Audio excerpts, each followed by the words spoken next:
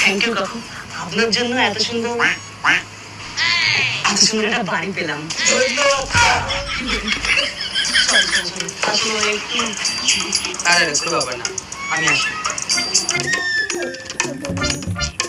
কাকুরা যে কি ভাবলো আমাদের, পুরো ইমপ্রেশনটাই খারাপ করে দিলি পুরো।